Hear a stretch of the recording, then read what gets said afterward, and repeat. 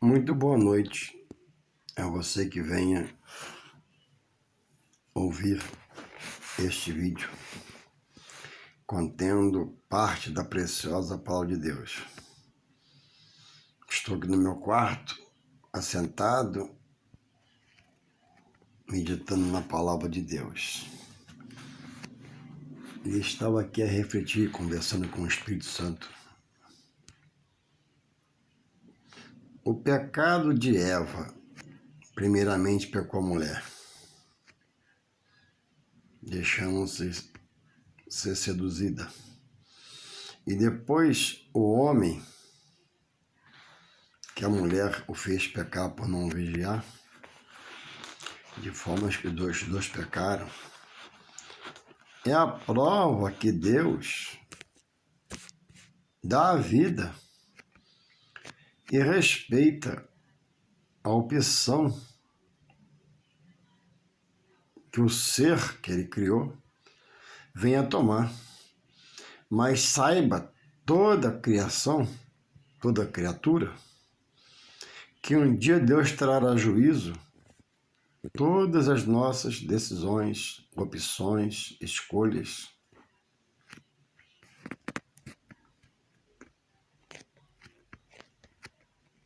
Em São João 3,16, nós temos ali o textuário da Bíblia, quando diz: porque Deus amou o mundo de tal maneira que deu o seu único Filho para que todos que nele crê não pereçam, mas tenha a vida eterna.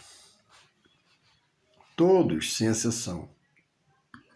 Deus, quando concebe a vida, colocando no homem fôlego de vida, que é o Espírito, Deus não dá a vida para ninguém para sua calamidade, para uma vida trágica, para uma vida louca, doida, errada.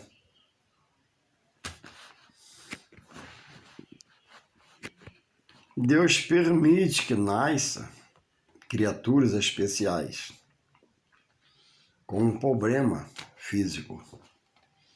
Mas Deus, tudo tem sob o seu controle e é com essa pessoa. Quantas pessoas são especiais e têm mais habilidade que eu, que tenho o corpo perfeito? Porque o próprio Deus prepara essa pessoa para ser especial numa área, para ter um alento na vida, um capricho na vida, um zelo na vida de ser especialista em alguma coisa, alguma área. Então, a condição de Eva ter pecado, depois Adão, é a prova que Deus respeita. Porque é a opção do homem. Não é o que ele quer, quase sempre. Não é o que ele revela na palavra. Não é o que ele espera que o homem venha fazer. Mas muitos têm errado. Quando Deus prepara o jardim do Éden, coloca ali o primeiro homem Adão, coloca ali sua ajudadora Eva, o homem não ficar só, Deus fez tudo completo.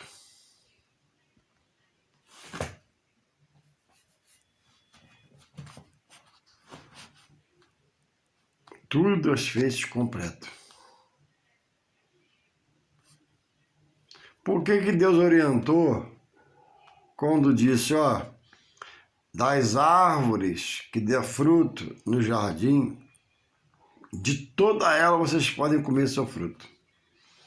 Mas da árvore da vida está no meio do jardim, dessa não comereis. E eles estavam ainda assim, antes de pecarem,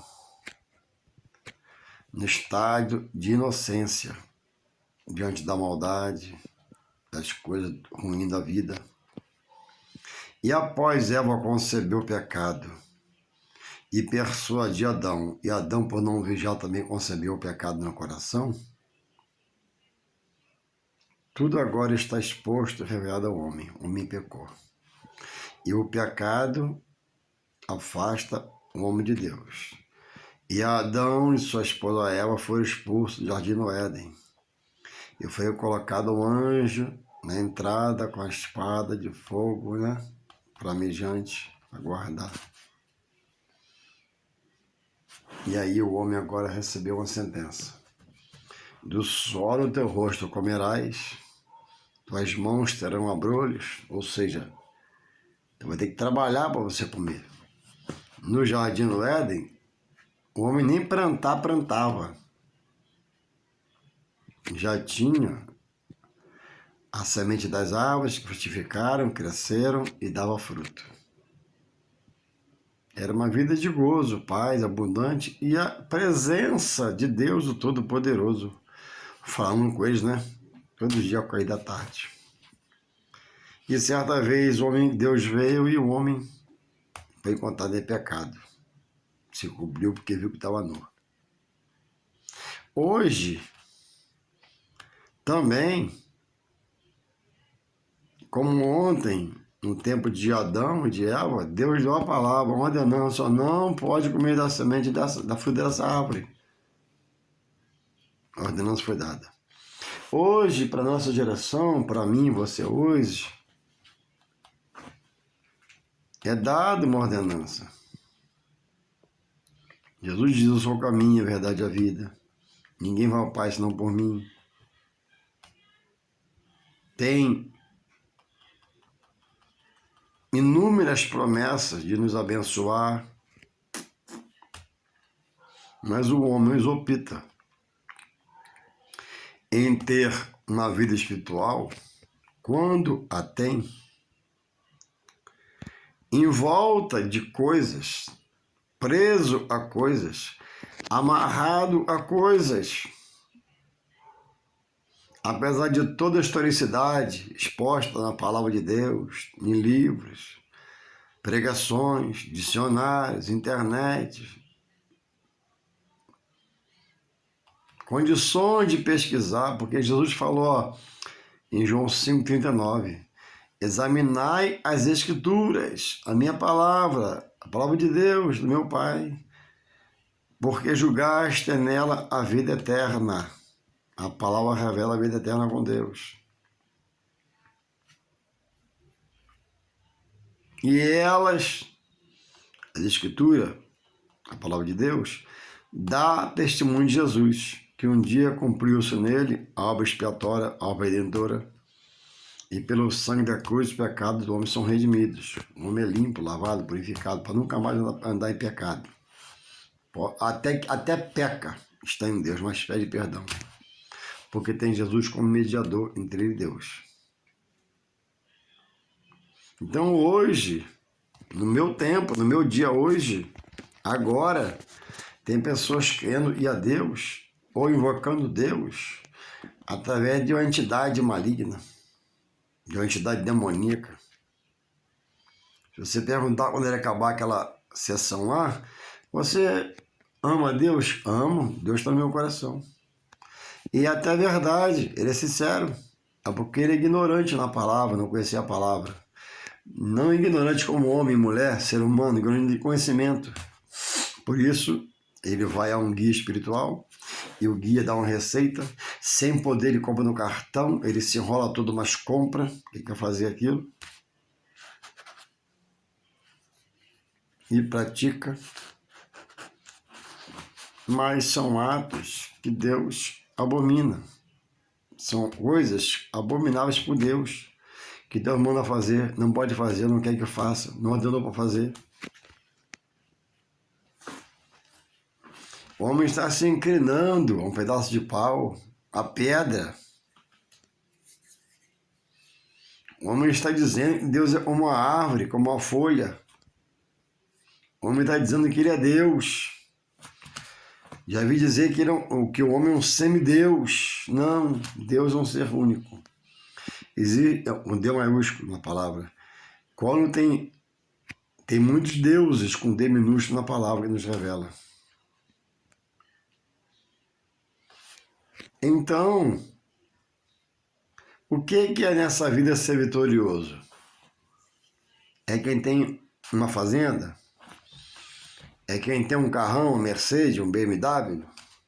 É quem tem um helicóptero? É quem tem a casa onde mora e mais uma casa de praia na cidade? Outra cidade está casa de praia? E tem fartura no banco, no bolso? Pode mandar fazer, trazer, comer, beber?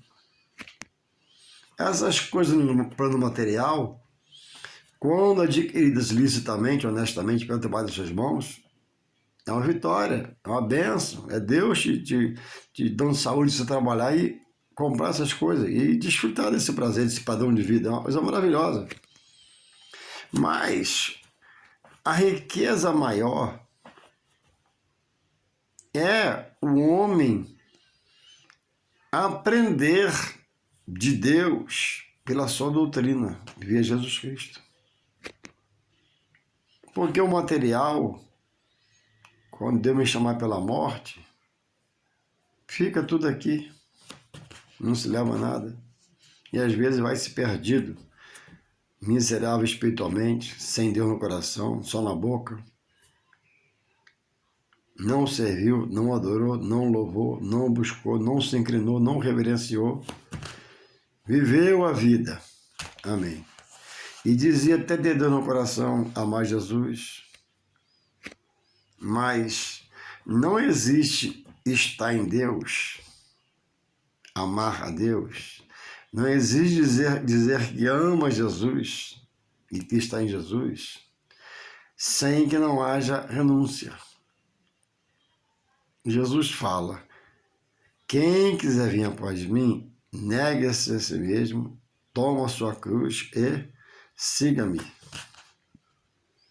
E seguir a Jesus vai te levar, de uma forma séria, a você cumprir na sua vida uma ordenança dele. Quem quiser vir a mim, é livre a opção, negue-se a si mesmo, toma a sua cruz e siga-me. A cruz mais pesada, Jesus levou. A cruz simbolicamente colocada aqui é tudo aquilo que você ama na sua carne de paixão, luta por aquilo, briga por aquilo, faz questão daquilo. O que você agora em Deus tem que renunciar. Porque são coisas que Deus vai começar a tirar de você, que é um fardo, você não consegue ver espiritualmente, mas é um fardo, e vai trocar pelo jugo dele que é suave e leve. Aí você vai encontrar paz e descanso, porque tem gente que tem dinheiro, que tem casa de praia, que tem avião, que tem helicóptero, que tem lancha, que tem iate, mas não tem paz nem refrigério na vida. Está preso às coisas do mundo, da carne, da terra. Deus quer fazer em você um ser espiritual para morar na glória do Pai, acima dos céus, Deus habita. Só em Deus o homem consegue ser um ser espiritual, porque Deus vai ensinar ele pela sua palavra. E a palavra lava, limpa, purifica pensamentos, sentimentos, ações, atos, atitudes. E Deus promove as mudanças necessárias para quem diz estar nele. Diz o texto de 1 Pedro, capítulo 1, versículo 18 assim. Não foi com ouro e prata que fomos resgatados da vossa vã maneira de viver, que por tradição nossos pais nos ensinou. Então, ninguém está em Deus porque foi comprado com ouro, prata, pedra preciosa, coisas que ele diz aqui que são corruptíveis. Não são corruptas em si. O ouro não é corrupto, a prata não é corrupta, nem a pedra preciosa, mas corruptíveis pelo homem. O homem, para conseguir ouro, prata, se corrompe alguém, frauda alguém. Então, não foi com ouro e prata, não é com ouro e prata, nem vai ser que o homem chega a Deus. Ele não foi comprado por essas coisas. Né? E diz aqui que o homem foi resgatado da tradição dos pais e da sua maneira vã de viver. Então, a tradição dos pais, onde o lar e a criança nasce, é inserida pelos pais, diretamente ou indiretamente por ele ver, a tradição dos pais. Qual foi a tradição dos pais? Seguir a deuses. Vai seguir a deuses a criança. Toda regra tem exceção. O pai é de bebida, a criança vai ser de bebida. O pai é de fumo, o filho vai ser de fumo. O pai é desorganizado, o filho vai ser desorganizado. Então, nós temos a semente dos nossos pais em nós. E a semente carnal, com as coisas da terra, e a semente espiritual com as coisas de Deus.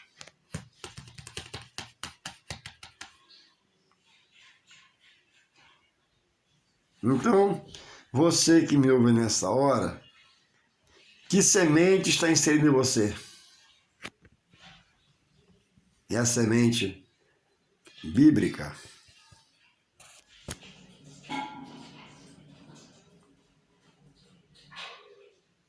Se é semente bíblica, você aprendeu da doutrina de Deus por Jesus Cristo.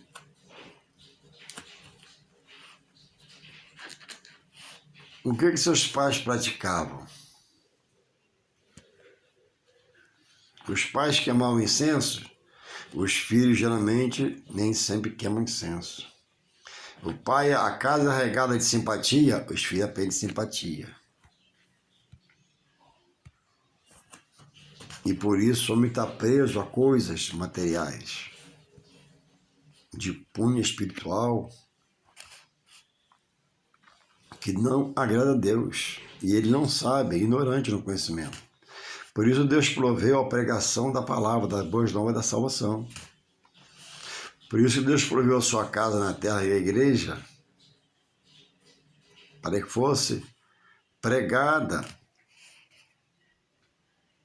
o verbo vivo que é Jesus pela palavra, para resgatar, para o homem ser religado a Deus por Jesus. O homem pelo pecado vem de Deus, é criatura de Deus e está desligado pelo pecado na vida. O pecado afasta o homem de Deus. Mas pela pregação, o homem abrindo o coração, o homem é religado a Deus. E agora, voltando para Deus via Jesus, ele sai da condição de criatura para ser agora filho de Deus. Está lá em São João 1,12. Mas a tantos quantos creu nele e recebeu um filho de Deus, né? Ele deu o poder de ser chamado filho de Deus. Então, ser chamado, aceitar Jesus é um poder de Deus na sua vida. Porque aceitando Jesus, você vai ser chamado filho de Deus. É uma aliança pela palavra, quem aceita Jesus passa a ser filho de Deus. Enquanto não aceita, é só criatura. Louvado seja o Senhor. E diz aqui o apóstolo Pedro, ainda continuando, 1 Pedro 1, verso 20, o qual, na verdade, em outro tempo, foi conhecido ainda antes da fundação do mundo, mas manifestado nesses últimos tempos por amor de vós. 21. E por ele credes em Deus, por Jesus, que o ressuscitou dos mortos ao terceiro dia, né? E lhe deu glória para que a vossa fé e esperança estivesse em Deus. Então, de Gênesis Apocalipse, Jesus, o Messias de Deus, o prometido de Deus, é proclamado, falado pelos profetas. E o verbo se faz carne e habita entre nós. Jesus, vindo de Maria, da irmã Maria, a que foi honrada. Nunca santa, santa só Deus. Pessoas na terra fazem de pessoas da terra santa por uma vida de bondade, uma vida de misericórdia, de abençoar o necessitado, de curar, de ajudar enfermo. Não. A Bíblia classifica isso como boas obras. Santo só Deus. Nós, seres humanos, que buscamos ser passivos, tranquilos, ordeiros, querer estar em Deus ou não, temos boas obras. Mas boas obras não salvam, porque a Bíblia diz, né? Salvação não é por obra, para que ninguém se glorie. É dom de Deus. Então, reflita. Fazer boas obras são boas ações aos olhos de Deus, mas não salva. Salvação só em Jesus Cristo, Filho de Deus.